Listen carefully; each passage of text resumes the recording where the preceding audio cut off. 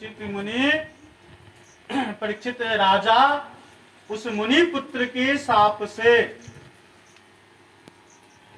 प्रसन्न होकर के भगवान श्री कृष्ण का कीर्तन करते हुए आनंदित होकर प्रसन्न चित्त मन से गंगा के तट की ओर आगे बढ़ रहे हैं। भगवान कृष्ण का गुणगान कर रहे हैं और गंगा तट पर आकर के भगवान कृष्ण का ध्यान कर लिए और आमरण अनशन पर बैठ गए। मन ही मन सोच लिए कि भगवान अब मुझे कुछ नहीं चाहिए, अब 7 दिनों पश्चात तो हम आपके समीप ही आएंगे। मन में सोच लिए कि आपके समीप ही आना है।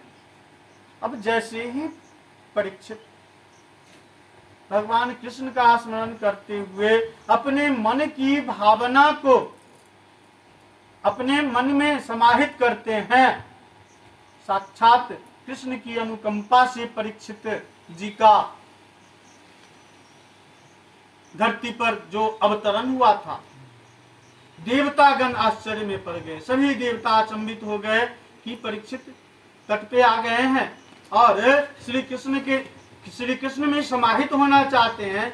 सभी देवतागण ऋषि मुनि सभी वहां उपस्थित हो गए गंगा के किनारे परीक्षित के समीप। और जैसे ही देवतागण ऋषि मुनि सभी वहां उपस्थित हुए, उसी बीच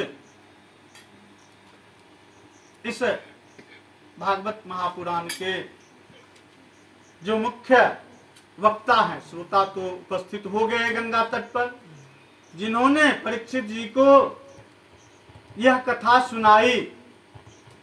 सुखदेव जी भगवान भी वहां प्रकट हो गए, उपस्थित हो गए। कैसे उपस्थित हुए, श्लोक में है दिया हुआ, तत्रा भवद भगवान व्यासपुत्रो यदक्षया गामट मानो अनपेक्ष अलक्ष्य लिंगो निज लाभ तुष्टो वितस्तश्च बालरैव धूतवेश।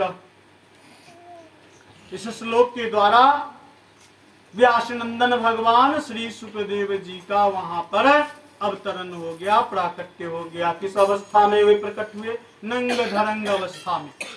तन वस्त्र से विहीन था, लेकिन आयु कितनी थी? 16 वर्ष की आयु।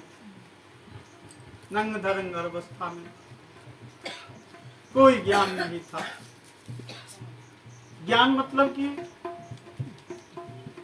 आत्मज्ञान तो जितना सुखदेव जी को था उसी का फल हम लोग सेवन करेंगे, हम लोगों के लिए है।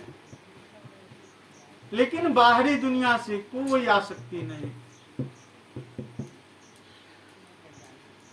और उनकी जो उपस्थिति हुई, चूंकि उनकी जो अवस्था थी, उस अवस्था के अनुरूप उनका जो उनके शरीर पर वस्त्र जो नहीं था, उन्हें स्त्रियां बच्चे पागल समझ करके उनका पीछा कर रहे थे, दौड़ रहे थे कि कौन है कौन है कौन है।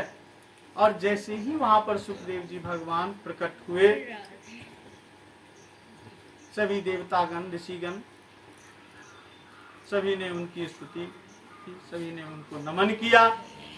बोले सुखदेव भगवान की। तो राजा परीक्षित ने देखा कि इतने विशिष्ट बालक जो कि नंग धरंग अवस्था में हैं, 16 वर्ष की आयु है, लेकिन जैसे ही उनके सामने परीक्षित जी की नजरें गई, सुखदेव जी के दिव्य तेज को उन्होंने देखा।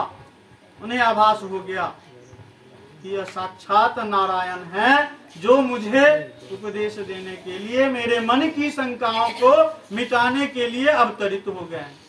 उन्होंने सुखदेव जी को साष्टांग प्रणाम किया, उन्हें समुचित आसन दिया, सम्मान पूर्वक बैठने को आग्रह किया और उनके आग्रह पर, परीक्षित के आग्रह पर सुखदेव जी विराजमान हुए।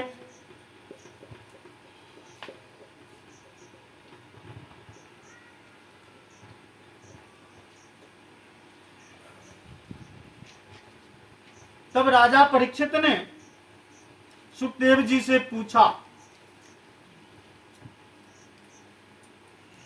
जिसका पुराण में श्लोक के रूप में है,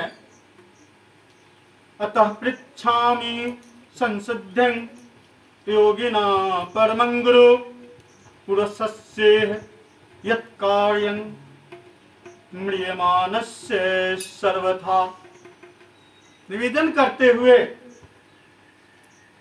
राजा परीक्षित ने सुखदेव जी से पूछा कि हे भगवान, हे प्रभु, आप मुझे यह बताइए, हमारे मन में प्रश्न कैसा रहता है, जो समस्या हमारे समक्ष रहती है उसी से जुड़े हुए प्रश्न मन में आते हैं।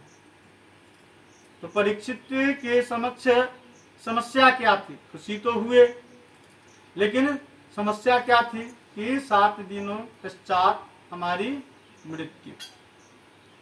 तो उनके मन में यह जानने की उत्कंठा थी, यह जानने की इच्छा थी कि ठीक है, मरना तो अब है। तो इस से जुड़ा हुआ जो सबसे प्रमुख प्रश्न उनके मन में बार बार घूम रहा था, उसे पूछते हुए उन्होंने कहा कि हे मुनि, मुझे विस्तृत रूप से वर्णित कीजिए कि मरने वाले व्यक्ति को क्या करना चाहिए।